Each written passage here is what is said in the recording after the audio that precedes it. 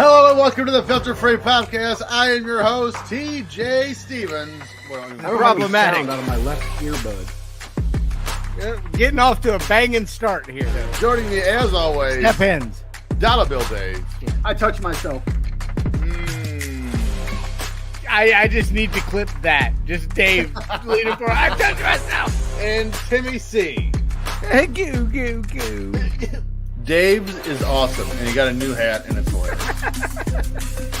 Are you drunk? Yes or no? And it's marked on the right-hand side for both. Time limit draws get my panties wet. I love it. We've covered this butt wipe on a few different occasions.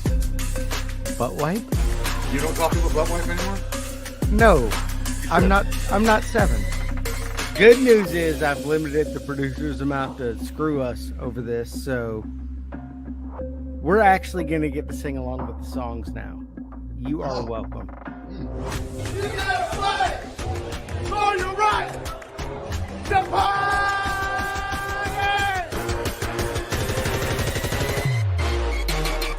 Hello and welcome to the Filter Free Podcast. I am your host. Quit smelling your fingers. I am your host, TJ Stevens. Step ends. Joining me as always, Dollar Bill Dave. Here. And Timmy C. All right. With Story a torn time, bicep children. and a titty tattoo. Torn bicep. Who day? Ugh. So I went to Vegas. This past Only week. girls get tattoos on their titties, you weirdo. Actually, for you tell a Vegas story. Yeah, you might need that. I Go did a ahead. lot of that in Vegas. So we get on the plane to go to Vegas, and I had packed away my AirPods, or so I thought. Sit down, It's a open great up the story. little charging case. Left my AirPods in my gym shorts when I took them off at the house. No AirPods on the flight, so I had to listen to fucking babies crying and all that shit. Get to the hotel. I'm like, man, I didn't have a chance to shave this morning. Got my electric razor out. Apparently it turned on in the luggage. So it was dead, and I didn't bring the charger for it. TSA thought Timmy C had a vibrator in his carry-on. Well, I wish they'd have turned it off. And yeah, exactly, my white people problem corner. So then we go to Gillies in Las Vegas. And everyone decides they want to ride the mechanical bull. I'm I a have legend ridden at. a mechanical bull before. Huh? I'm a legend at that. I know, yes. I showed everyone the video. You did. I did. There too. Like in Vegas, I'm like, this is my buddy TJ. I know you asked me to send it to you. Yeah. So I get on this mechanical bull, and the asshole running the bull starts explaining, and I'm like, yeah. I said, I listened to him, and I'm like, he goes, have you ever done this before? I said, yes. He stopped listening at that point and was like, oh, he knows what he's doing. I'm like, I did it badly. Like, I'm listening. What? Tell it. So stops his little spiel. Then proceeds to give me the fucking ride of a lifetime, apparently. And I tore my bicep. Somewhat. At least partially, maybe fully. When's your appointment to see the... I'm not going to see him. Fuck him. Because everything I've read is like, they're not going to do surgery because I'm not an athlete. And it's not going to... It's not tore, true. It's tore at the elbow. That's not So true. I will still have use of my arm. There's a guy I work with who's an electrician who's 56, and he's getting ready to have bicep surgery. 'Cause they Did he tore his tear it bicep. at the shoulder or the elbow? Shoulder? Okay, yeah. They repair it at the shoulder because you lose a ton of use of your arm at the shoulder. I tore mine at the elbow. Well, he was So- he was supposed to have surgery and went on vacation instead. I would have done that too. So I tore my bicep. Then I went and got a tattoo that night. Bengals logo on my chest.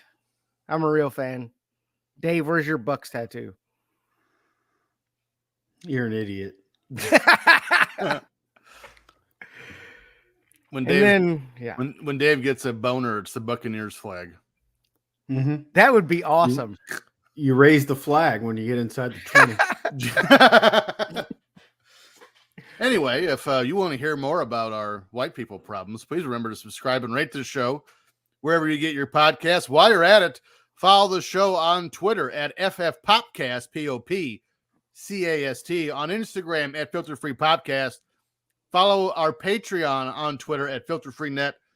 Of course, Premier Streaming Network at Watch on Premier. And Timmy, if they go to www.patreon.com/filterfree, not only will they get the chance to win the opportunity to perform your bicep surgery, what else will they get to have? You will get Legends. Let's rethink this. Footballers getting paid with Tim and Dave. Evolution of Evil. Wrestling with commercials, which Dave and I are putting one of those on the books today. Dave just found out about that. Plus our list of 2024 events, which includes the Royal Rumble. We going to Tampa, baby. Getting out of the Midwest, heading to the Southeast. I'm excited. I am excited, yes. It's a small possibility, but it's a possibility. I'm going. So really all I'm waiting on is flight packages. So we'll have to see how that goes. Also, I have to see if the second person's coming with me. Dave's got a package for you. It's a little Buccaneers flag. I've seen it. You'd be proud to wear it in Tampa. It's been on my forehead. What? Ew, Who said that? gross.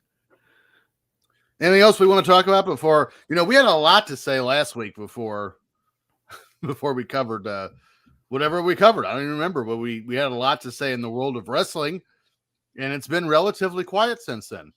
Yeah. Thank goodness. We needed a break. We need a break from wrestling. Well, just from all the crazy / stupid shit that was going on. So that shit's still going on. I just started ignoring it. So well, there is that. You know what? I've really gone out of my way to not go on Twitter but once a day for like the last week. And it's been phenomenal. Much happier. Yes. I love Twitter. I do. I like it in spurts. But if I look at it too much, I just get depressed with the state of society. I usually use it to get my news. I try to slide past everything that's wanting to fight about some dumb shit. I talk to Steve and I talk to Alyssa on there. That's about all I do. Well, you can't talk to them right now because they're busy. Wee-oo. Oh, he posted a GIF about it. Steve Posting Carell in the pictures about it. That's weird. Yeah. So happy for him. You think he had a sandwich during the middle of it? Under her titty. A Vegemite sandwich under her titty. But Steve, congratulations on being back home, my friend. We're all happy for you here. But do you know what else I'm happy about? We're going back to 1999 here. Are you guys ready? Don't jump the gun on me. My bad. Are you guys ready? I'm ready. No. I was born ready. I'm ready. Because I'm obviously over ready. Jesus. This week, we're going back to October 1st, 1999. We're going to watch some ECW Hardcore TV. Now, to clarify, this is not the ECW Hardcore TV footage from house shows. This is ECW Hardcore TV on TNN.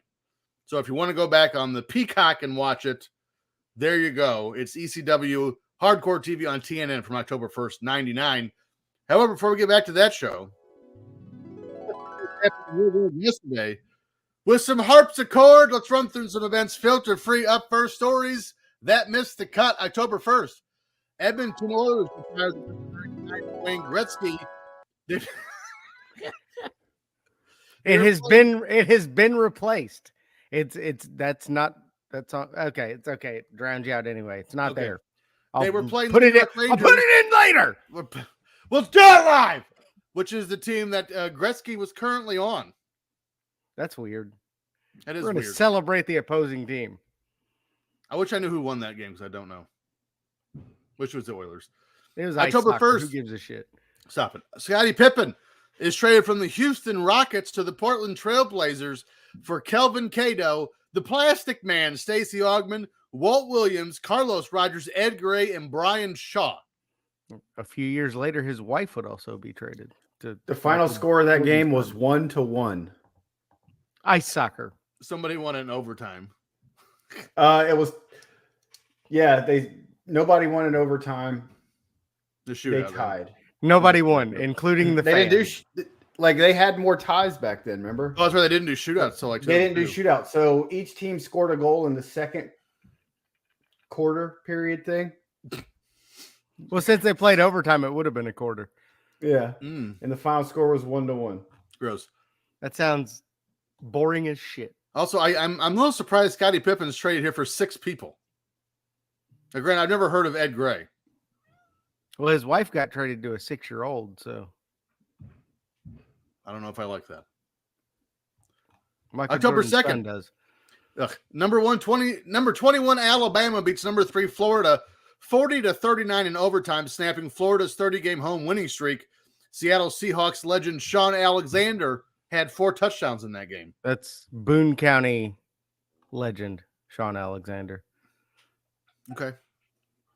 October 2nd, Rob Thomas, the lead singer of Matchbox 20, is married to Marisol Maldonado in Santa Ynez, California. Is that Candy's sister? Yes. Yes, She's it is. in one of his videos. Is she? Candy Maldonado is? I can't think of the name of the song, but Is it by Matchbox 20? no, it's Rob Thomas and Santana. I don't know. Oh, yes. I know which one. Actually, I know which one you're talking about. Yeah, she's the hot girl in the video. October 2nd, back to the ice as Boston Bruins legend Ray Bourque moves to the top of the highest scoring NFL defenseman list in NHL history, currently leading Paul Coffey, who's still playing here in 1999. The best part of it's- waking up. It's pronounced Bourque. Bourque. October 3rd, Akio Morita, co-founder of Sony, dies at the age of 78. Is that Mr. Miyagi's brother? No, it's not. I can't believe you just said that. October 3rd, Mark McGuire of the St. Louis Cardinals hits his 65th home run of the season. In the same game, Sammy Sosa hits his 63rd for the Chicago Cubs. This would be the second straight year McGuire beat Sosa for the home run title, and both players crossed the 60 home run mark. Don't make me sound racist because Mr. Miyagi's real name was Pat Morita. Okay. Stop it. I was just implying that I didn't appreciate the You Karate Kid were joke. implying that I No, didn't like no, Asian I'm not people. implying anything because then we'd have to cut it. Okay? Shut up. I was waiting for a steroids joke, and now we're doing this. October 16th. now we're arguing about Pat Morita. October 16th, Gene Sherherd, actor and writer of A Christmas Story, dies at the age of 78. I wonder if that's supposed to be Shepherd. I think it's Shepard. Okay, good. You dumb shit. Thank you, Dropbox, for correcting that for me. October 18th and 19th, the Yankees win the ALCS over the Red Sox, and the Braves beat the Mets in 6 games. More on this in a bit. Yeah. October 19th, Somewhere I Can Hear Efren Screaming, Believe by Cher was released. It would win Billboard Song of the Year in 1999. You believe in Love.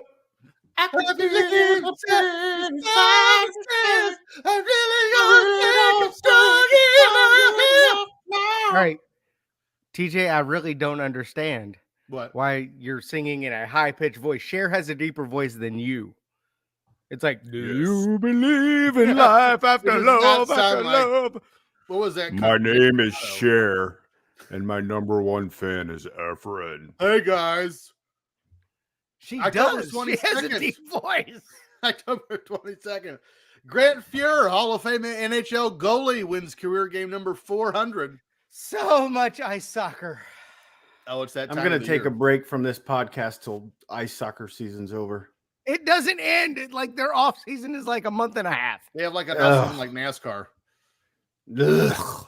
October 25th, American golfing legend Payne Stewart dies in a plane crash at age 42. He had great Remember that. pants. And Great socks. pants. Yes. Sox game was next level. October 29th, the deadliest tropical storm ever hits the Indian Ocean in Odisha, India, causing 9,885 deaths. The wind speeds were hitting 300 miles an hour. They needed Yeah. what's the weather guy that goes to all that stuff? The guy from the Weather Channel. Snow lightning? No, there's a guy from the Weather Channel that goes to every Yeah, major I've- storm. I follow him, and I don't know his name. I don't know if I want to go. I'd like to see him standing out there's- there tied to a damn tree. Just the wind just. That's the same cow. October 31st, Twister joke. Egypt Air Flight 990 going from New York to Cairo crashes off the coast of Nantucket, killing all 217 on board. And that was stories that missed the cut. Stories in the wheelhouse. October Jim 4th. Cantatori. That's it. Yes. Cantori. Yes. Yeah. That's him. October 4th, one of the biggest country acts of all time, men or women, drops the eventual winner of the 2000 Billboard Song of the Year in the form of Breathe by Faith Hill. Faith Hill didn't really waste much time breaking into the scene as one of country music's Breathe the biggest acts. pressure. Come play game on test ya. I don't Psycho. think that's it. Somatic. No. Breathe the Negative. pressure. Oh, No. Not it. I don't know what that was. I don't know what that was. I can say.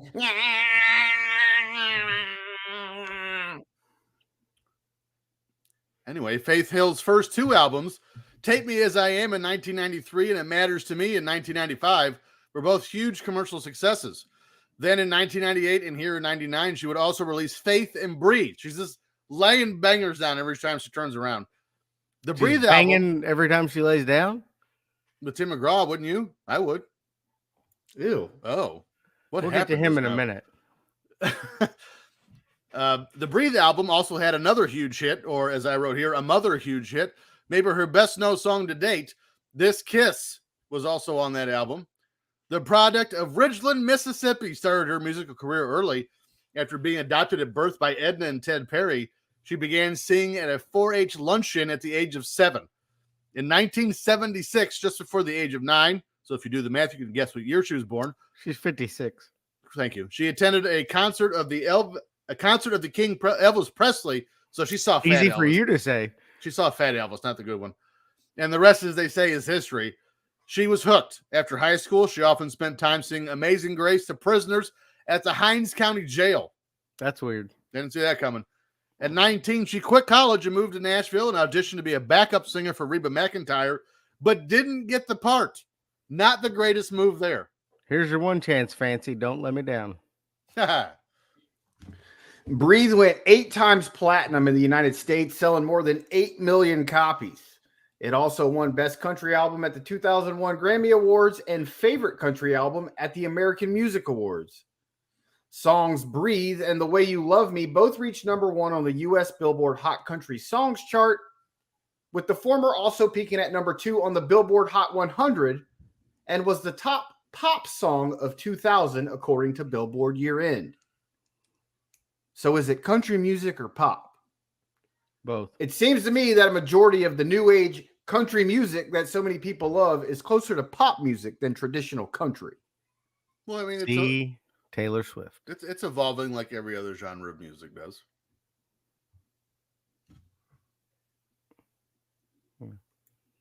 Although I think some of the artists are trying to kind of bring it back to country. Yeah, there's Yeah, there's like a few. like yeah. Chris Stapleton sounds very throwback. I mean, I She's just a saw saint. Monday Night Lainey Raw J. from '94. They brought Lane- back like Nikolai Lainey Volkov, Wilson. who's the shits. Yeah, like Lainey Wilson's Wilson. very, yeah. Megan Maroney, is that her name? No, she's a gymnast. The one She that is? sings Tennessee Orange. That's also very similar to Lainey Wilson. I like her. But TJ, Faith Hill's a saint. So let's talk about her husband. Tim McGraw married fellow country singer Faith Hill in 1996, and they have 3 daughters. He and Hill own Goat Cay, a private island in the Bahamas where he has shared photographs on Instagram of himself fishing. It was nice of them to name that island after me. After your stupid hair, not after your personality. Kay? No, just I am the goat. No, goat. He has a goat head. I thought your name was Timmy. It is. I am the goat. Of what? I don't know, but Tearing your something. bicep up. Tearing my bicep. The Obviously, best. it's not jerking it with your left hand because now it's Correct. Inside joke there. Actually, I'll put your phone number up here on the screen and see if you can get any help there. All right. In 2000, this is the fun part. Kenny Chesney, little short sawed off half fuck. And McGraw became involved in a scuffle with police officers in Buffalo, New York, after Chesney was riding a state police horse and refused to get off the horse. They should have tased his ass. Mm-hmm. They don't have any baby tasers in Buffalo. Hmm. Do you think he might have had a little drink at that point where you hop on a police horse? That sounds Well, he did a song terrible. with Jimmy Buffett shortly after this, so yes, I'm going to say he did. McGraw came to Sit Chesney right here and have another beer in Mexico. Mexico. in Buffalo. It was Oh, originally Buffalo. in Buffalo. Yeah. And sit right here on this tall deer in Buffalo. That was good. That was good. Why don't I have applaud sounds on this thing? That's not that. Okay. McGraw came to Chesney's aid after police officers nearby believed the horse was being stolen by a child. The two were arrested and charged, Chesney for disorderly conduct and McGraw for assault, which is odd, but were acquitted in 2001. Can I tell you guys a secret? If we're somewhere like, say, Tampa, and you get shit-faced and you try to steal a police horse, y'all are on your own.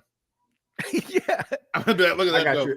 Look No, at that. go. I got your back. I got your back. I got your back. Well, you know it's I'm not gonna be going to be me. I'm gonna be stealing one right next to you. I'm already traumatized from the bull, so I ain't getting on the horse. I'll just try to let you ride it. Timmy's going to get on the horse, and Dave's going to just take a shit in the cop car. That way they can't get in it. In acknowledgement of his grandfather's Italian heritage, McGraw was honored by the National Italian American Foundation in 2004, receiving the Special Achievement Award in Music during the foundation's 29th anniversary gala. Indian outlaw, eh? Sounds like he might have been a member of the Strongbow tribe. It's also another very good joke by Timmy. It's two.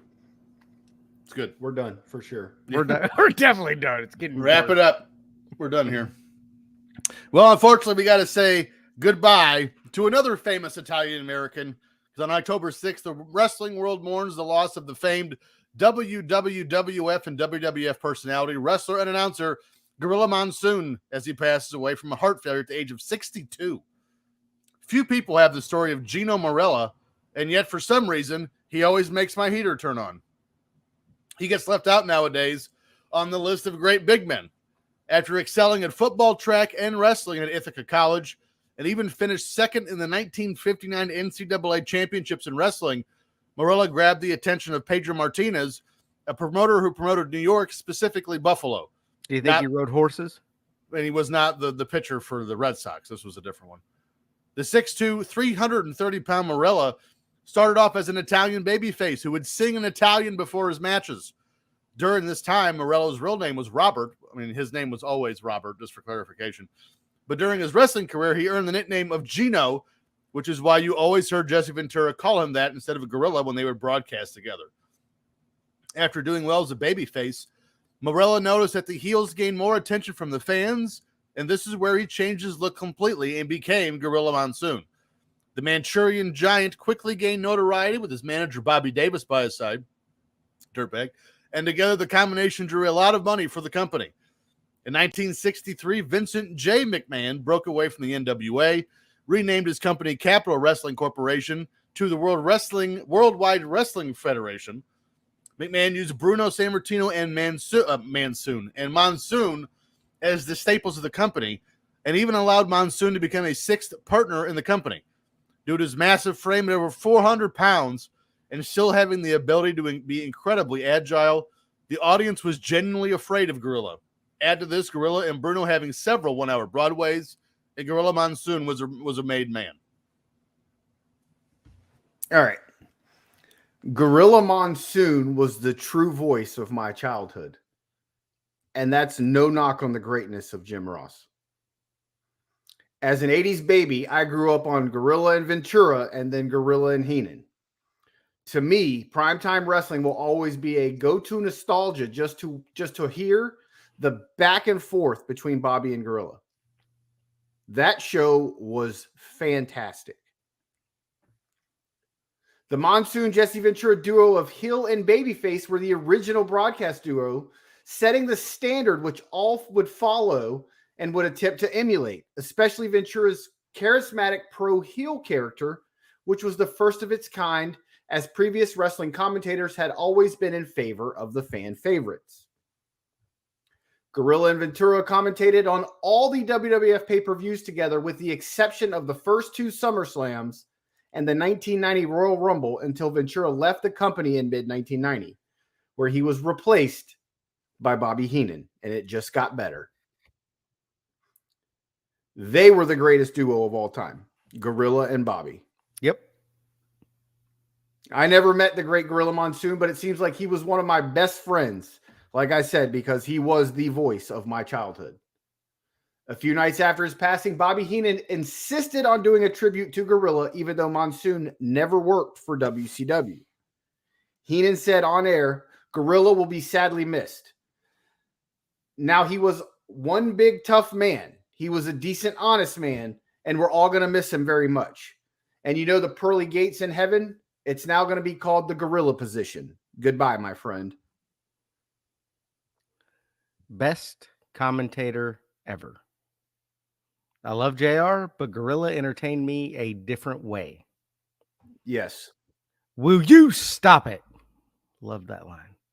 External occipital protuberance. It's the back of your head. Oh, and he was also the dad of what would have been one of the greatest refs of all time, Joey, had he not been taken too soon. And then we get this. In the Wrestling Observer newsletter's annual awards poll, readers voted Monsoon's worst television announcer a record 6 times between 1985 and 1995. You can all take a poop with your pants on. Idiots. Writer Dave Meltzer referred to the conversations with, quote, irate wrestlers in the 80s who hated Monsoon for killing their psychology. Fuck you too, Meltzer. And whatever wrestler it was that you supposedly spoke to. The Italian Stallion. I've never heard anybody say a bad word about Gorilla Monsoon. No.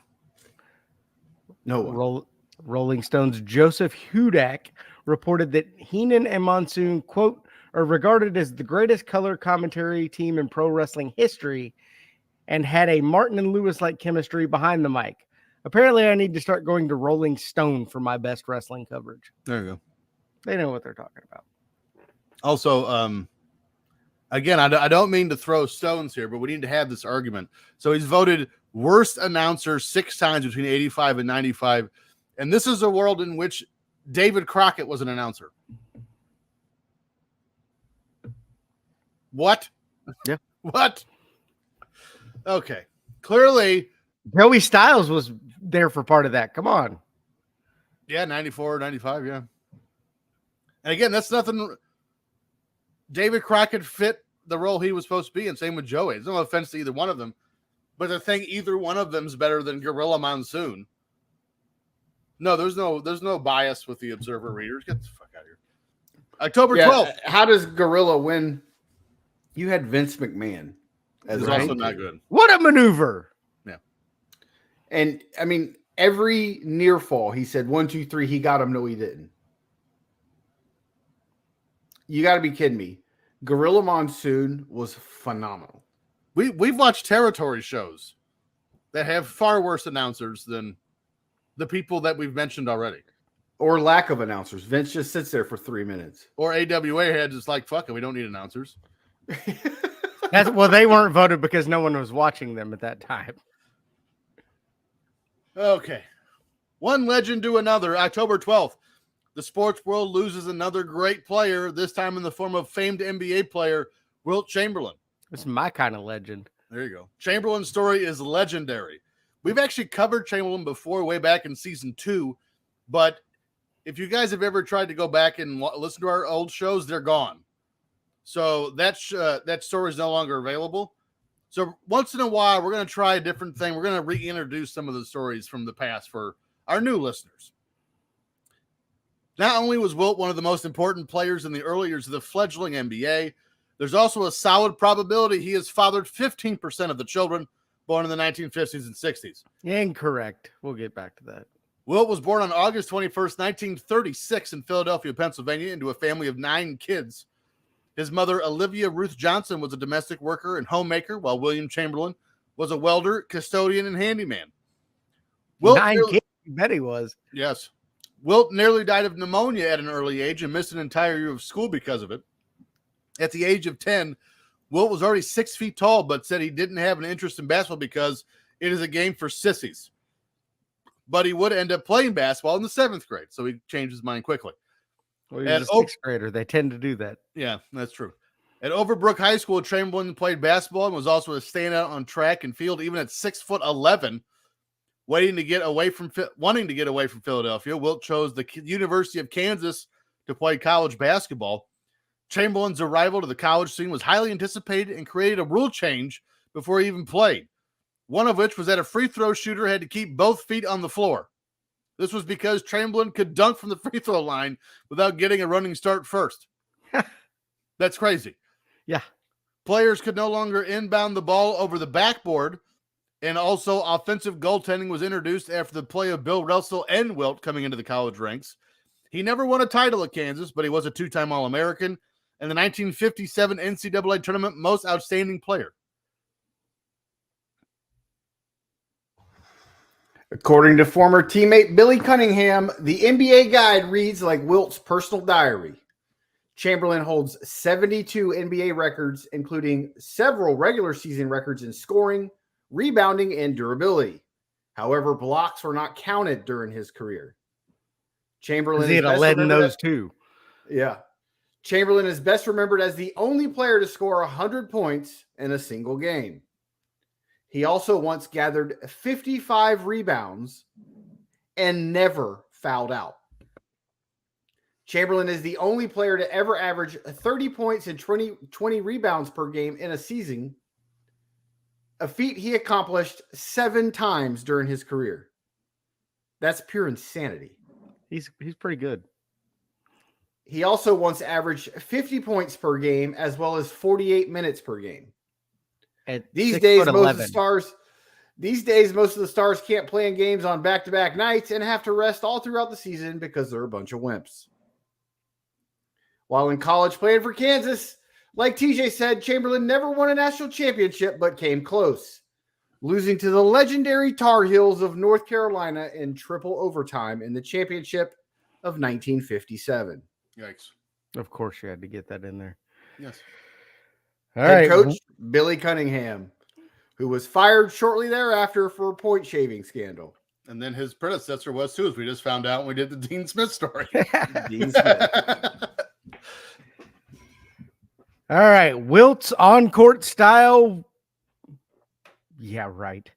Let's talk about the stilt. According to his lawyer, Seymour Goldberg, quote, some people collect stamps. Wilt collected women, and he was good at it. Swedish Olympic high jumper Annette Teneder. Did you actually put that little circle above the A? It's an umlaut. No. Did you do that on purpose? Yes. Nerd. She's Swedish. Of course. You're a nerd. You're lucky I didn't use 7 of them. Who met Chamberlain when he was 40 and she was 19. Gross. Said he was a pickup artist who was extremely confident yet respectful, saying, quote, I think Wilt hit on everything that moved. He was never bad or rude, though. That's impressive. That's also debatable. Yeah, we'll see. I would say just being 40 hit on a 19-year-old's bad. But he was nice about it. Well, thank God for that. In response to public backlash regarding his promiscuity, Chamberlain later said, the point of using the number was to show that sex was a great part of my life, as great as basketball was a part of my life. By the way, that number, 20,000 women. It's a lot of women. I don't believe it. I don't either. It was, I think he was 63 when he died. Well, if you divide 63 from 20,000, that number comes out to 317 women a year. And I mean, he wasn't fucking. Well, you got to subtract, because he said he lost his virginity at 15, so subtract 15 from it. So you don't divide it by 63. 20 divided by 20, 48. 000, 48. about 416. 48. 417. 416 women a year. That's impressive. And he wasn't banging 416 women a year at 61. So Do you think he was having day-night doubleheaders during his 30s? Maybe. unless he had a lot of orgies, Which I totally Possible. buy. he's Possible. full of shit.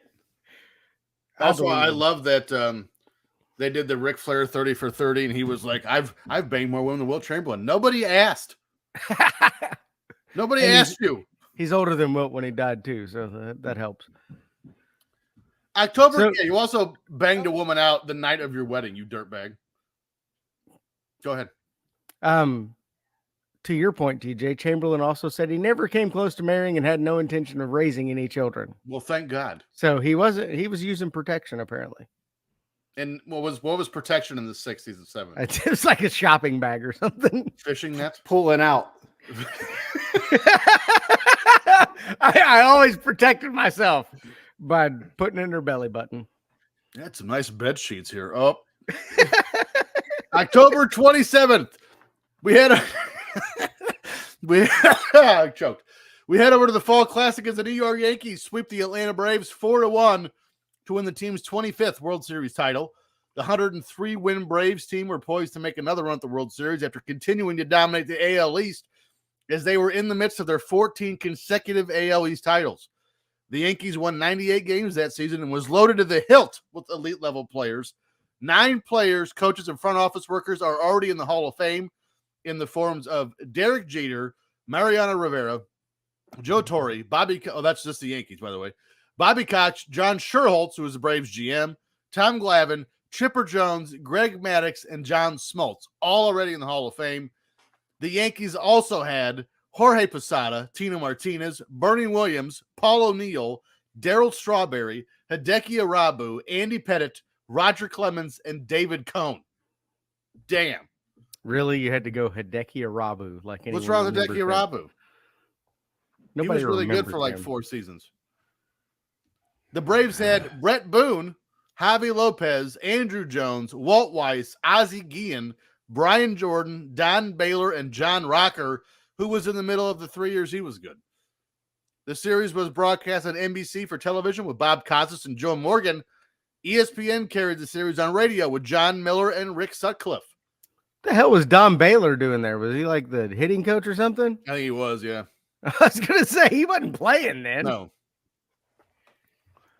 This rematch from the 1996 World Series was another dud for the Atlanta Braves franchise that was so dominant in the 90s. 5 World Series appearances for the Braves netted them one single championship during a run which included 14 consecutive divisional titles.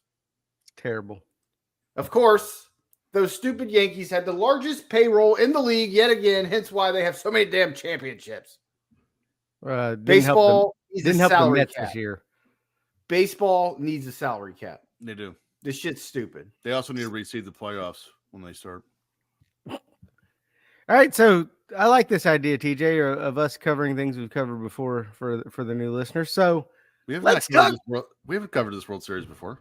nope, but we've covered Roger Clemens, legendary shitbag Roger Steroids. Clemens. Forget steroids. That, like That's at least fourth, a problem. fourth on the list of bad things he's done. In addition to lying about steroids, he's quite the philanderer and possible child diddler. Oh, yeah.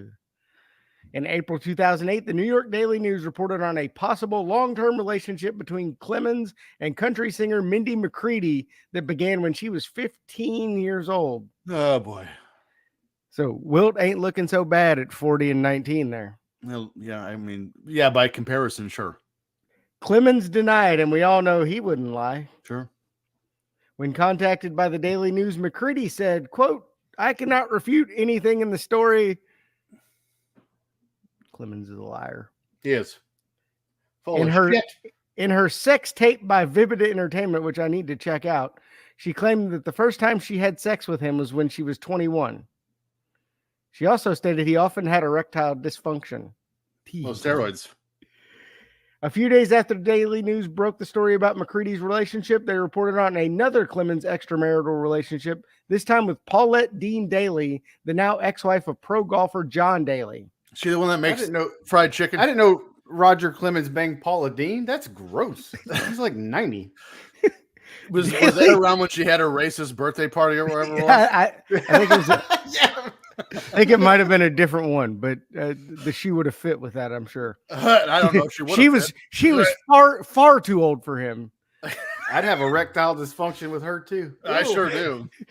Daly declined to elaborate on the nature of her relationship with the pitcher, but did not deny that it was a romantic and included financial support. You soft dick piece of shit. I hope you burn in hell. Wow. He's still alive. I don't care. When he goes, I hope he burns in hell. I think that much vitriol is means one thing's on the way. Means it's my turn. But today, Is it my turn? Get out of here. but today, I'm the greatest of all time.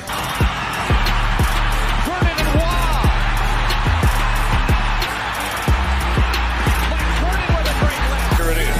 H. Pressure with three. Winston's going to run the ball. Makes a guy miss. Comes down to over the second rafter. Off the floor. Nothing but net. Through the window. Off the wall. Nothing but net. You like that? You like that? I like that. You gotta like that, right?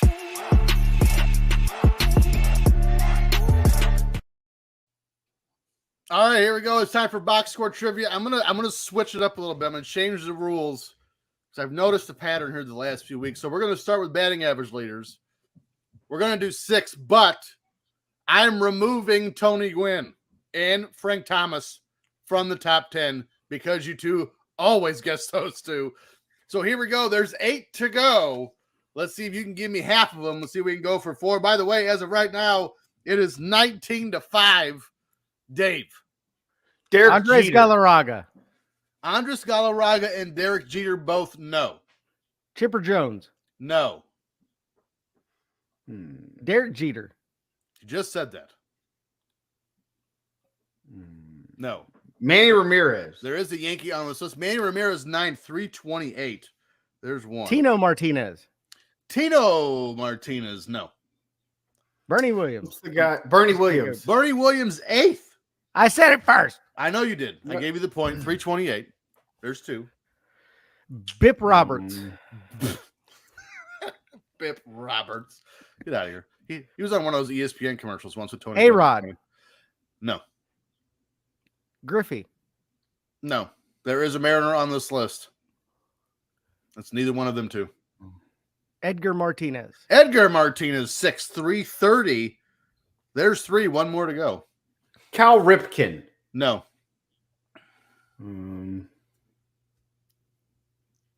What's funny is there's a Barry Brave. Bonds. No, there's a Brave and an Indian on here. Dave And you- Justice. Dave Justice of the Cleveland Indians 7,329. There's 4. Nomar Garcia Parra. Nope. Here's the rest of your top 10. And at number 10 of the San Diego Padres, Wally Joyner, 327. Of In- the Padres. 5th of the Atlanta Braves, Kenny Lofton, 333. Number 4 was Frank Thomas, who I removed, 347.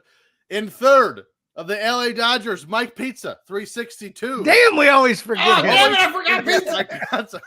2nd, Larry Walker of the Colorado Rockies, 366. And in the lead, Tony Gwynn, 372. Because he Timmy. always was. Timmy catching up here a little. I mean, a little bit, not a lot. But let's go to home runs. And before we start, I am removing McGuire, Griffey, and Bob. Sammy Sosa. So here we go. The rest of the top 10. Sammy Sosa, no. Mike Frank Pizza. Thomas. Do you know what I just realized? You just said Sammy Sosa had 60 on the last. I'm looking at 1997. Were you looking at it for the last one too? All of them. Well, fuck it. We'll just keep going. 1997. Home run leaders. Mike Pizza. Mike Pizza, 8th with 40. Frank Thomas. Manny Ramirez. Frank Thomas, no. Manny Griffey. Ramirez, no. Griffey. Griffey, I said I removed him. Oh, Albert Bell. Chipper Jones. No to both. Strawberry. No. Bagwell. 5th, 43. There's 2. We get 2 more. A-Rod. No. Oh, not 97. Probably 99, though. I'm such a moron. Actually, let me go ahead and switch my pitching ones over to 99 now while we're thinking about it. 97 home runs. Greg Vaughn. Canseco. No to both. Mo Vaughn. Great guess. No. Wally Joyner. No. All right, here Wally we go. Gollenbach. Dave Justice. No, we got a Mariner, a Dodger, 2 Dave Rockies, Buhner. 3 Rockies. Barry Cleveland. Bonds. Larry Walker. I removed Bonds. Larry Walker was 3rd with 49. Andres Galarraga. Andres Galarraga, 7th with 41. Look at Timmy. Vladimir Guerrero. No. Dave Need. I don't know who that is. He was a pitcher. Okay. Pudge Rodriguez. No. Did we remove Mike Pizza from this one, or did Dave get him? I got him. Gary Sheffield. Wow. No. Great guess. Albert Bell. No. Seattle, Colorado, Cleveland, Texas, Manny. the Yankees. One gone. Juan Gonzalez, 6th with 42. Here's the rest of your top 10. Tied for 8th with Mike Pizza and Barry Bonds was Jay Buhner. I said Jay Buhner. Did you? I'll give it to Yes. you. I didn't hear that, you lying sack of shit. Well, you'll be able, when you cut the video, you'll Yeah. hear me say it. Jay Buhner, Vinny Castilla, and Jim Tomei. That's the Indian. 4th, Tino Martinez with 44. Really? That's I also said that. 3rd, well, you got Larry Walker. 2nd was Griffey with 56, and 1st was Mark McGuire. I knew this was wrong because McGuire said he played for 2 teams, and I know he did not play for 2 teams in '99. So we'll just skip my last batting category since this is the wrong year. Let's move into this year, 1999. What do you think about that? We'll do wins and saves here. Let's start with wins. Oh shit! Greg Maddox. Hold on, I clicked on a person's name on accident instead of the category. Here we go. Greg Maddox. Who said Maddox? Me. Dave. 4th with Glavine. 19. Pedro Martinez. He Tom won't even Gl- let me. Tom Glavine. No. Pedro led the league with 23. Clemens. Randy Johnson. No and no. Pettit. No. Roger Clemens. No. I already said that. He did. David Wells. No. Cone. Fuck. No. David Cohn. No. There are no Yankees on this list. There's 2 Braves. Jamie Moyer. Steve Avery. Bartolo Colon. Bartolo Colon tied for 5th with 18. There's 3. How many we need? 1 more. And I don't Here's know if the you're going to deal. get it. I don't know if you're going to get one. Cliff Lee. No. Here we go. San Francisco. Kurt Schilling. No. El Another Duque. Brave. Randy Johnson. Nope. A I already Dodger. said that. Dingleberry. A Cardinal. A Ranger. An Oriole. Kenny Rogers. No. And 2 guys from Houston. 2 guys from Houston. We've talked about one of them on the show. We need to do a story on them one of these days because he signed one of the most ridiculous contracts in baseball history when he signed Andy the Bennis. Rockies. Andy Bennis? No. Love that guess, though. Who's the guy that played for Atlanta? One of the guys we've talked about was actually Rookie of the Year somewhere in this time frame. Smoltz, Avery, El Duque.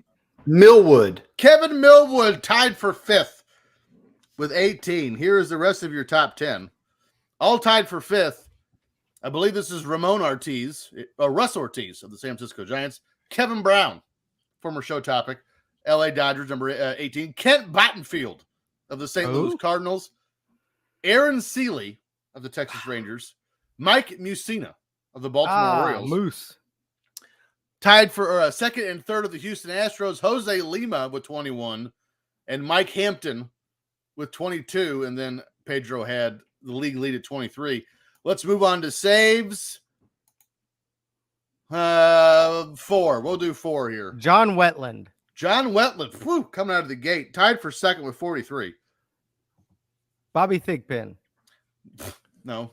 Then you go and do something. Mariano Rivera led the league with 45. I don't know why that would have been so hard. Oh, who was the guy that the Reds had? Is there red on the list? Nope.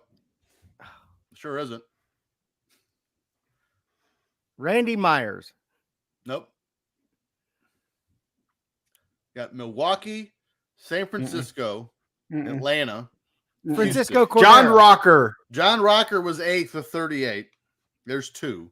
Francisco Cordero. No. Houston, Cleveland, San Diego, Montreal, and Tampa. Tampa Bay Devil Rays. Perhaps you've heard of them. Never.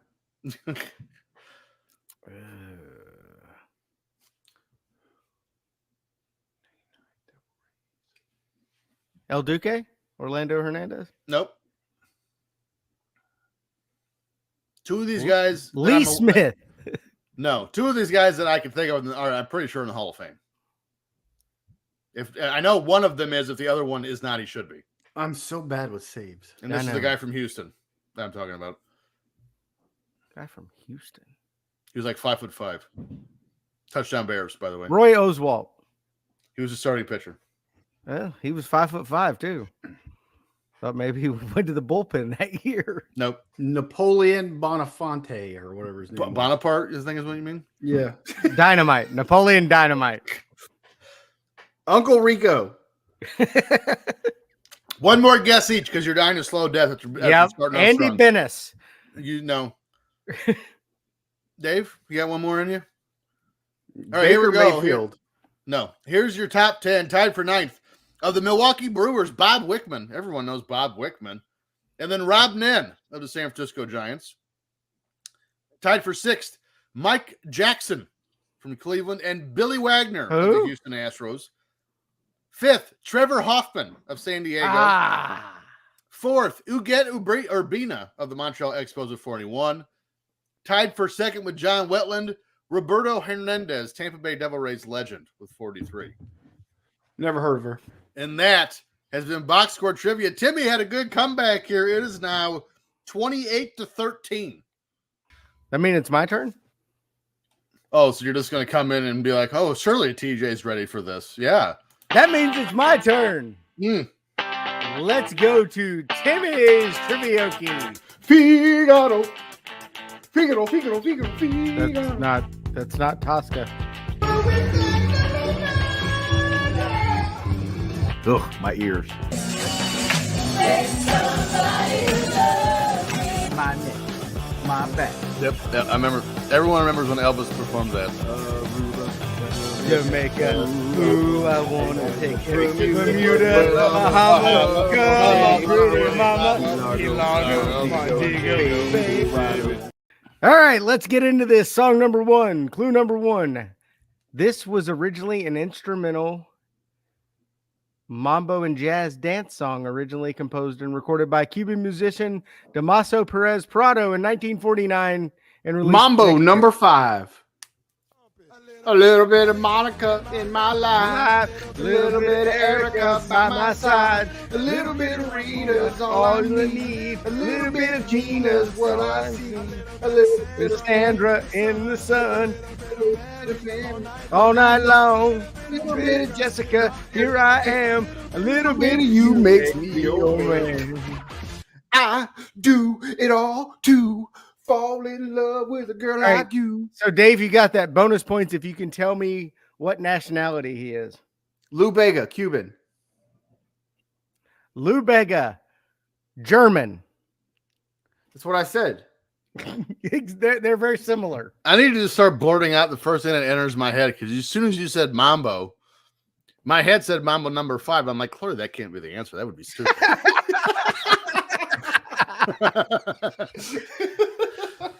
Clearly it wouldn't be.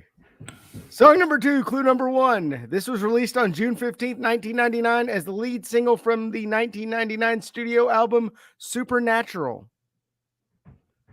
Okay. Clue number 2. This song was an international success, reaching number 1 on the U.S. Maria.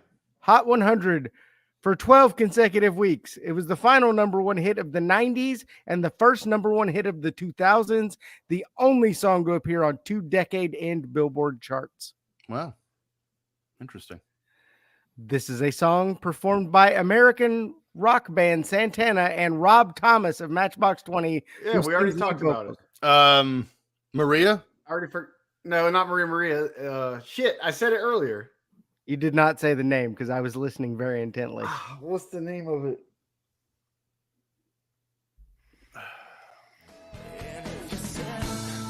This life ain't good enough. I give my world to live through. I change my life. Smooth! Yes! So smooth. And it's Just like the ocean, ocean. the moon. It's the same emotion that I get from you.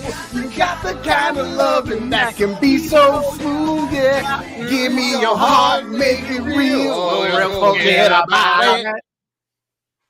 Well, I got it. I know that song. Song number 3, clue number 1. This is a song by American rock band Smash Mouth from their second studio album, All Star. TJ Gets It. What? No way. Hey now, you're an all-star. Get the game on. Go play. Hey now, you're a rock star. Just go on, get paid, and all that glitters is gone. Only shooting stars make the most.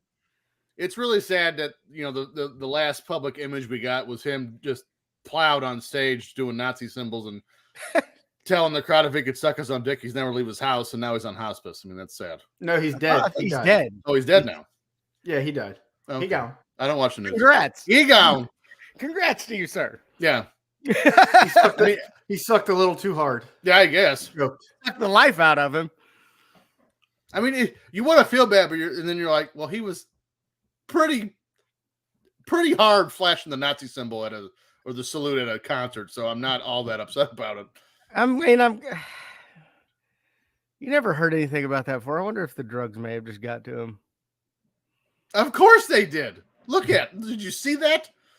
Even if I'm on drugs, I don't know if I'm gonna hell Hitler or whatever. Yeah. That's just The fact that he was ambulatory at that concert was nothing short of a miracle. no. I think I'm good. So you're saying I this mean, is one of those separate the art from the artist kind of deals? I drink a lot. It's true. You guys don't see me do racist shit when I'm drunk. No. Except I stupid. go to ice cream parlors. Whitey's ice cream is good, man. Of course it is. Because it's Whitey. Went there with Blaine the other night. Love it. Gross. But yeah, I'm just a more loud, even more charismatic, awesome guy. It's true. Apparently, But I will fight. I will literally slap shit on Mike Tyson if I'm too drunk.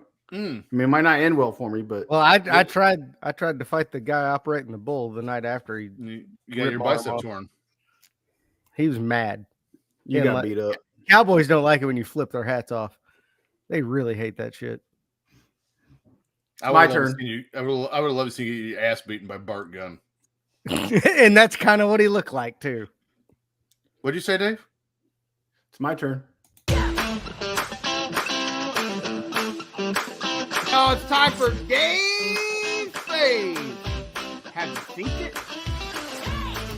You slip her the hot beef injection.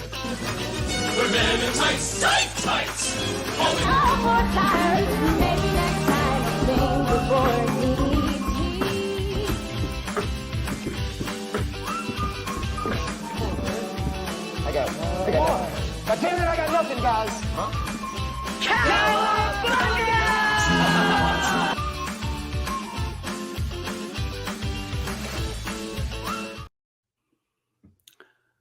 It's time for Dave's Faves. Timmy C leads 3-2. Mm. 4 movies this week. Let's make some magic happen, TJ. Okay. Of course. I'm in. Our Two first shits and point.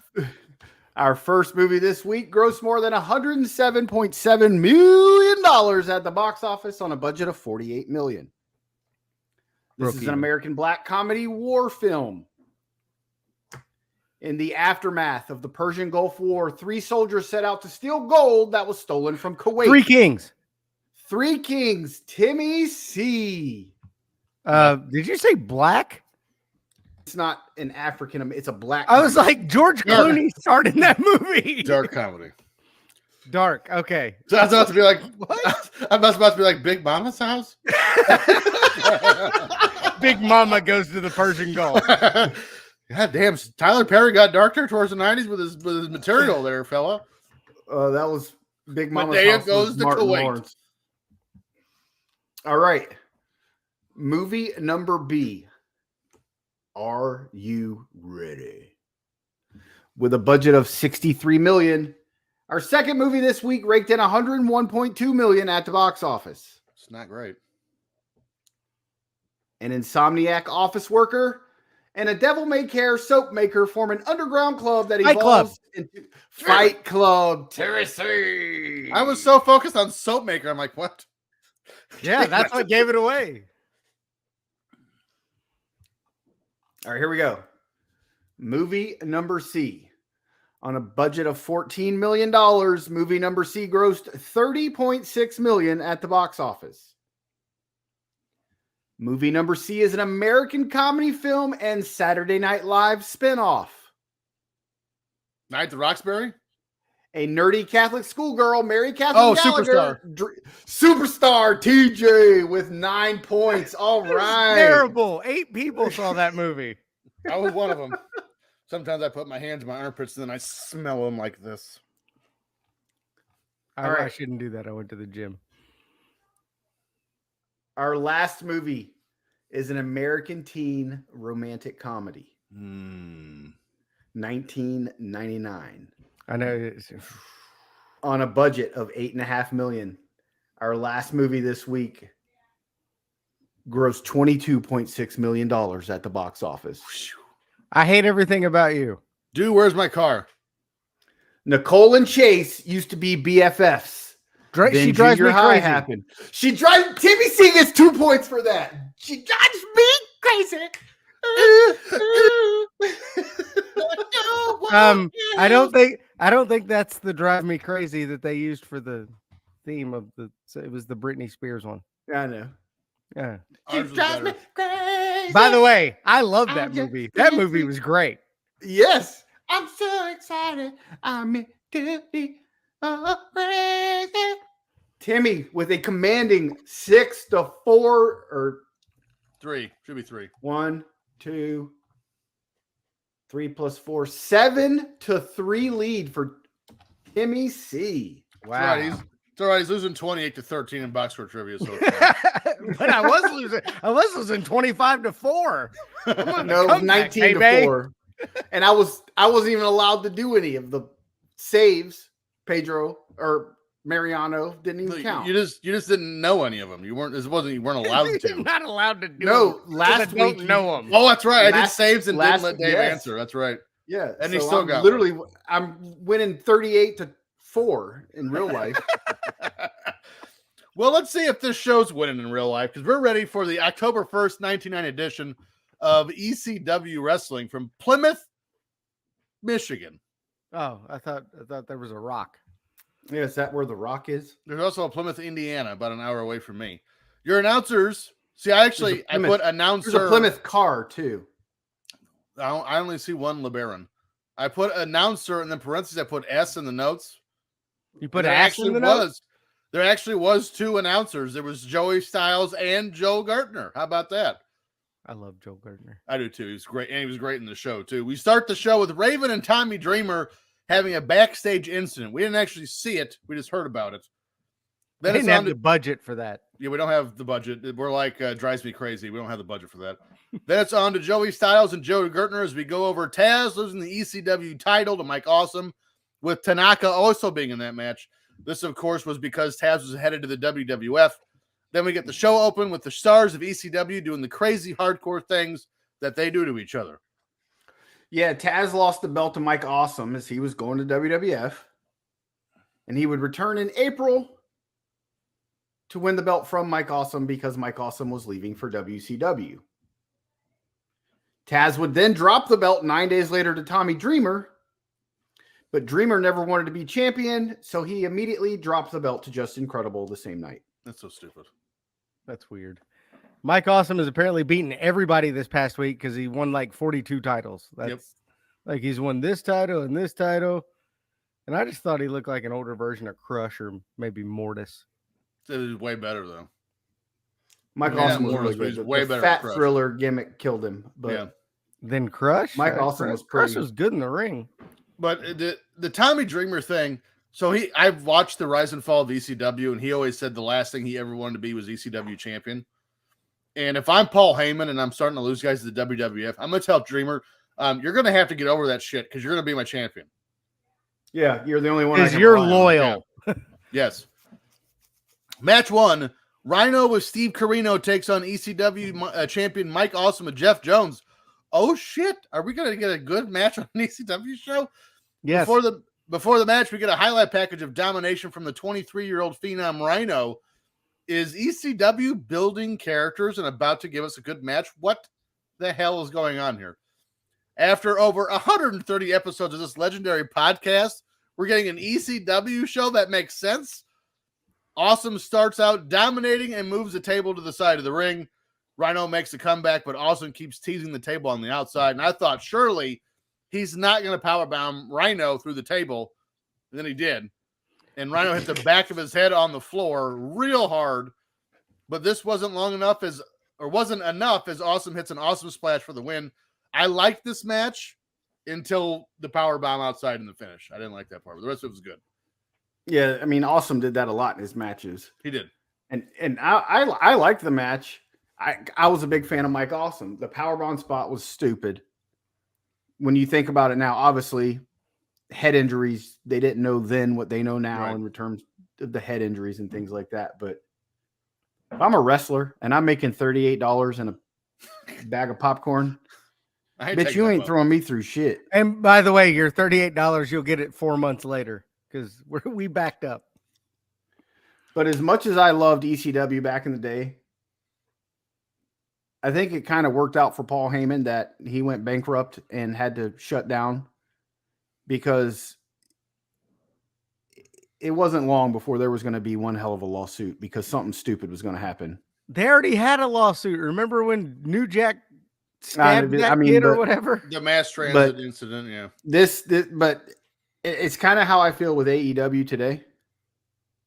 Some of the stuff they do is stupid, and somebody's going to get seriously hurt. Yep. And they need to reel it in. Reel it in. It's when you have the inmates running the asylum, something bad's going to happen. Who was the guy from NXT that broke his leg just like flipping over the top rope? Was that Karrion Kross? Like 3 or 4 years ago? Somebody went to flip over the top rope and it broke their leg doing that. And that's I fell off a bull and ripped my arm off. You thinking about that, maybe? I would like to see that. I wish that was on video. There is video of it. We need it. We need it immediately. We need to zoom in right on my arm when it just rips apart. We're gonna put it on the Twitter. I haven't said this in a while. Quello, make a clip. You guys focus on this powerbomb spot, which is bad, but did y'all not see the dive beforehand at the very beginning of the match? Yeah. I thought dude broke his neck 30 seconds into the match. He dove through the ropes and like his head hit concrete and railing, and it was terrible.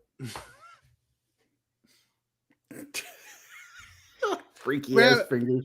Grab a strong hand. And Joey Styles says he doesn't care. That's because he's concussed. He just didn't have time for any of this. And then the powerbomb spot. Sweet Christ. He dropped him on his head outside the ring. Mm-hmm.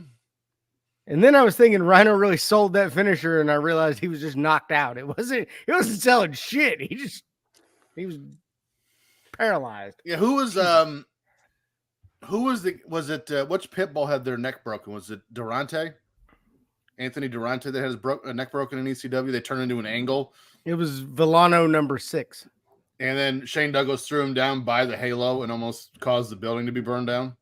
Yeah. Yeah, it is a miracle. Nothing worse. I mean, they had some bad ones, but it could have been a lot worse. Match 2. Sally Graziano takes on Spike Dudley. Well, it's not what I wrote. I put Gracia, like Alex Gracia. he's very thankful. Sal Garcia. Before the match, we get some highlights of Spike Dudley beating Curtis Hughes, Mabel. Yes, you heard me right, Mabel. It was formerly known as Mabel. That's right. It was the artist formerly known as Mabel because 90s. And even one-man gang. When we come back to the match, Spike hits the Tornado STO, but Little Guido interrupts the count. Now, for some reason, it's Spike and Guido, which, I mean, should be a better match at the least. I don't know why they just switched it in the middle of it. Spike hits a tope suicido, but then Guido puts Spike in the corner of the guardrail, and Big Sal crushes him. Spike then kicks out of the unprettier, and here comes Big Sal for the splash, but missed. A kick to Guido's nuts and a Tornado STO on Guido. Sal tries to break up the pin, but elbows Guido instead. Another Tornado STO on Sal, onto Guido, and Spike gets the win.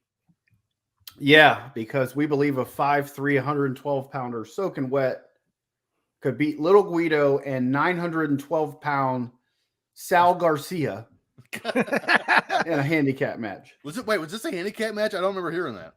Yes, it turned into a handicap match. They're just like, the hell. Because they're just like, he's out there, let him in. No, it's fine. Teddy Long must have been the GM. Dumbass versus Goliath. It didn't take long till Little Guido came down. Then it becomes a handicap match. And why are they showing Spike Dudley as being more dominant than Goldberg was in WCW on the show? He beat everybody. And then Goldberg beat Rick Fuller 6 times. And Chavo. Rick Fuller. And Roadblock.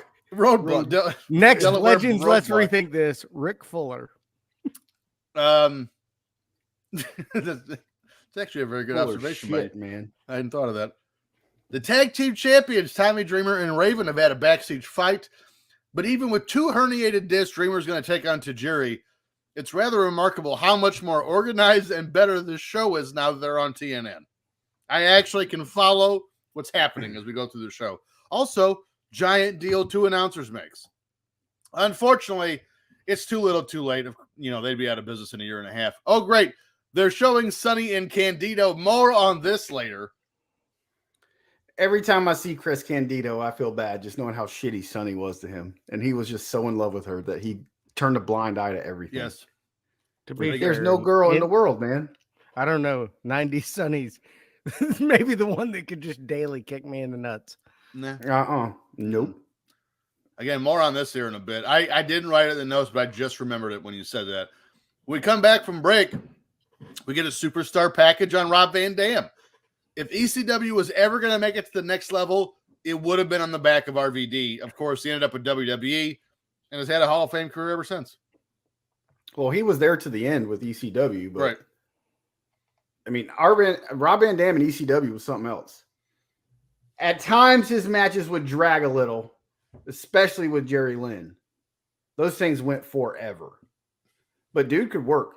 RVD and WWE was a lot better than RVD and ECW just because, WWE didn't let him go out and have 48-minute spot fests. Yeah. But dude could work. I mean, just imagine how big of a star he could have been if he didn't screw up his shot when he became champ. I mean, he still became a pretty big star.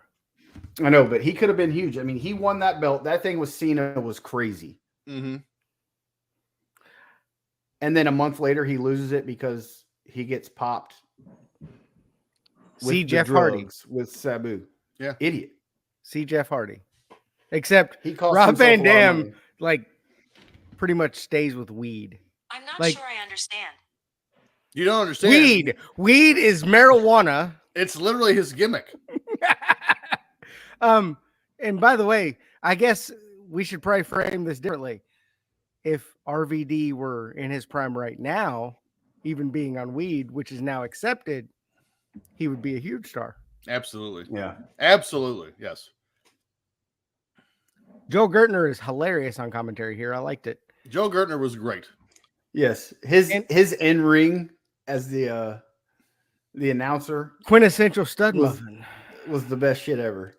When he was with the Dudleys, Yes. so good. The Yes. problem I saw with this, there was no intro, nothing about it. It was just the video package. I wasn't sure why they were doing it. I mean, just give me a little lead in, give me a little lead out, Just something. I agree with you. They weren't throwing to the packages. I mean, I think this was literally coming out of break. Yeah, They just but- went to the package. they didn't mention it afterwards either. It was just No. there. I mean, they were still relatively new to the TNN scene. I don't think they'd been on the network I don't think it'd been a quarter yet. And this was just some of their growing pains. But you'd think Paul Heyman, being from WCW, would know how to throw to shit because he was a collar commentator at WCW as well as a manager, but it is what it is. Match 3, Danny Doring and Amish Roadkill with Miscongeniality against C.W. Anderson and Bill Wiles. This match actually took place at Anarchy Rules. Miscongeniality is all the way live here on this show. Mhm. I also never realized how over Amish Roadkill was with the ECW fans. His reaction was nuts when he got into the ring. C.W. Anderson is someone who I will never figure out why he never at least had a cup of coffee with the WWE. Although while watching this match, I found out Anderson actually turned down a 6-year deal with WCW after training at the power plant in '99. He had one televised match with WWE ECW, which was a loss to CM Punk, and then was released with 10 other superstars. This was a decent match, and Roadkill hits a big splash. And good night. Your winners are Doring and Roadkill. Timmy, what is your problem? Did you shit your pants? I'm not sure I was watching the same match when you're talking about the C.W. Anderson guy. C.W. Anderson was good. Okay. Just not, I mean, maybe He was not in old. this He was match. old school. Yeah. He has he all the didn't really fit charisma the of an mold. old shoe.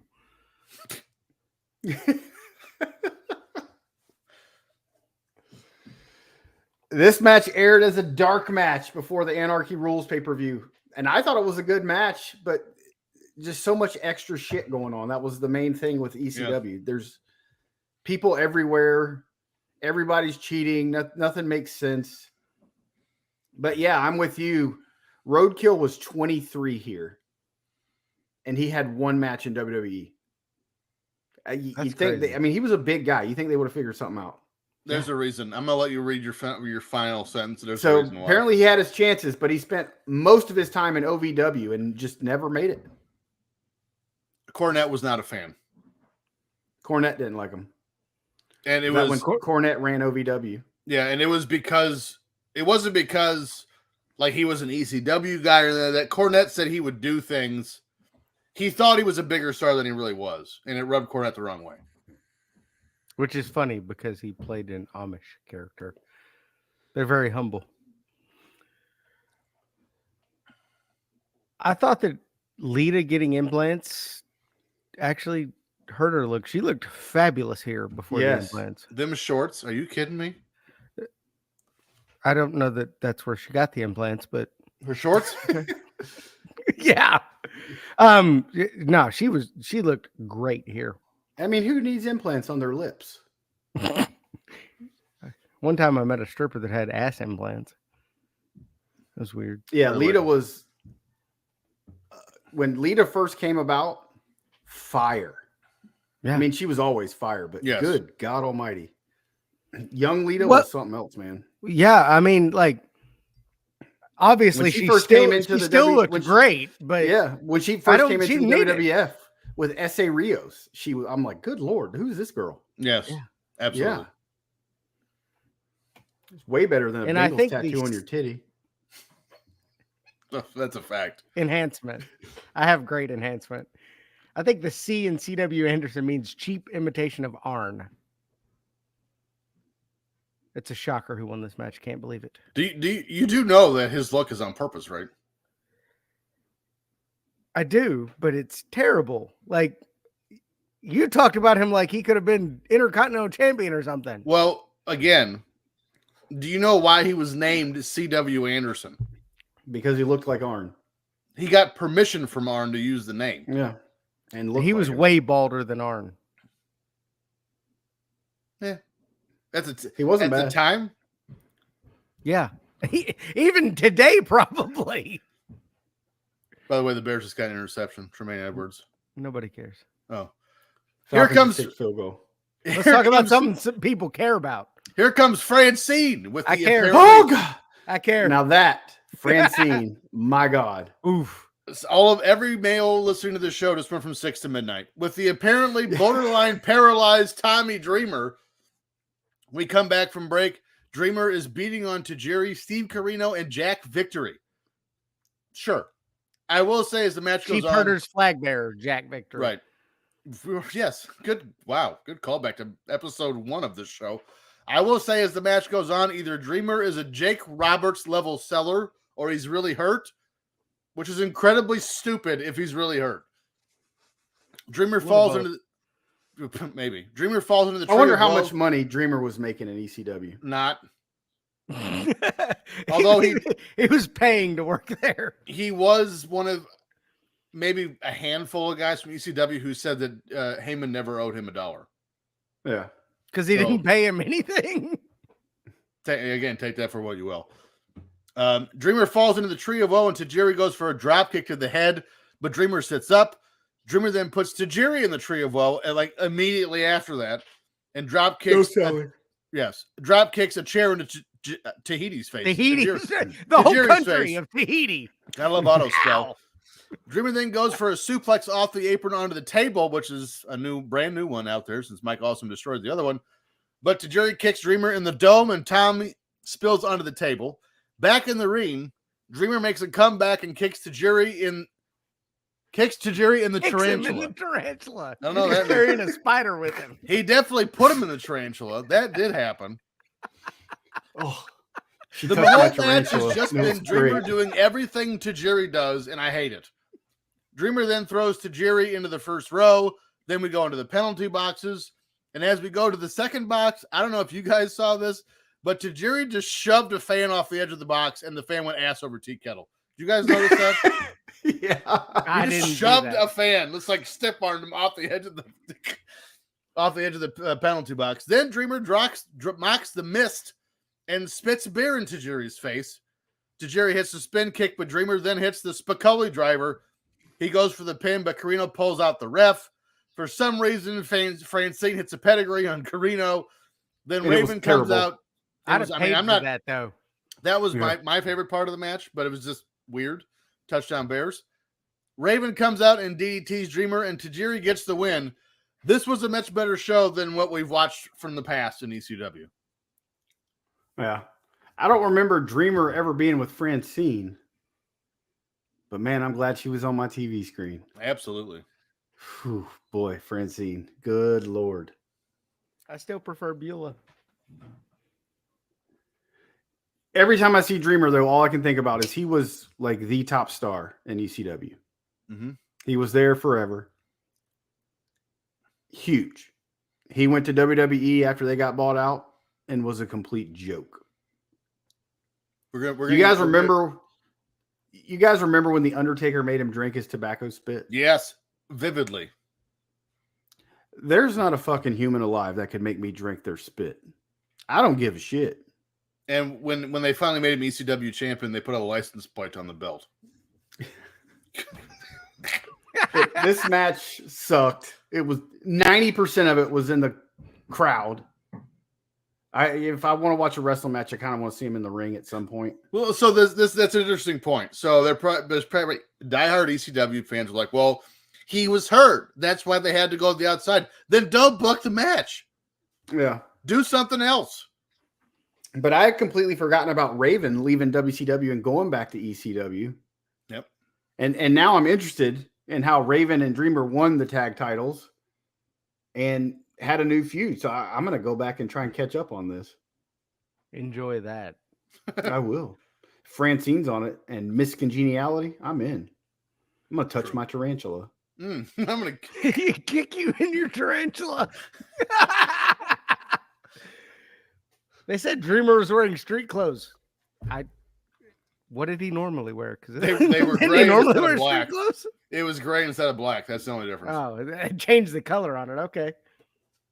Does hitting someone with a paper cup actually hurt? Because it was plastic. It wasn't paper, but yes. No, it was paper. It was plastic. It's paper. Well, when we go to either the way, Rumble, you're hitting him with a cup. I'm gonna smash you with a cup of water. We'll see what happens. And can you imagine WWE these days having a wrestler that had been busted open, crawling through the crowd like they were? Yeah, I'm just bleeding all over you. It's fine. Raven's not a good partner, though. I would never have him as my partner. So before we move on here, because this was the part, or it was just before this match. It was one of the two, just before or just after. Paul Heyman's on here plugging that on next week's ECW, Sonny is going to do the tell-all interview of the backstage romantic. Shawn Michaels. That's kind of what they're implying. Lipstick. But all the backstage romantic circles and all that shit is going to be on next week's show with Sonny. What? Chris Candido is in your company, and you're going to make her do this interview. And they're still dating. Yes. And you're going to make her, mind you, while you're just robbing them blind on their credit card debt, you're going to do that. I was stunned when I saw that. Like, ECW did some low down dirty shit, but this is the topper to me. Like, that is bananas to me. Yeah. Bananas. That whole thing is bananas. It's terrible. I feel so bad for Chris Candido. Absolutely. What? Like, I saw that. I go, no way they're doing that. There's no way. Like, So I bad. kind of want to watch the next show to see what it was because I don't remember it at all. But you know what you're going to remember is this week's episode. And if you liked it, please let us know. Give us that 5-star review wherever you get this podcast. Make sure to follow the show on Twitter at FF Popcast, on Instagram at Filter Free Podcast. Follow our Patreon network at Filter Free Net, and of course, the Premier Streaming Network at Watch On Premier. As for us, you can find us on our social media platforms at Timmy C, At Timmy C 1979. Dollar Bill Dave, At Dave in the HSV. and I am at T Stevens 91. Next week, we said we were going to do it, and we're coming through. We're coming live. We're going to do it live. We're going to do it live. We're going to do an episode of WWF Saturday Night's Main Event from October 4th, 1986.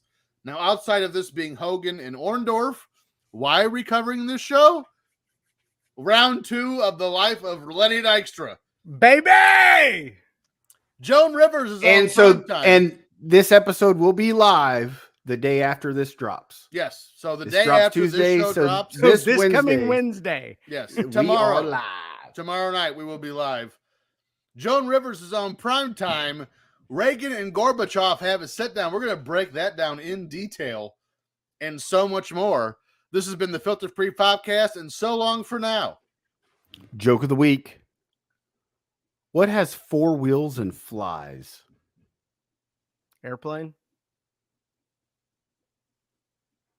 A Well- garbage truck.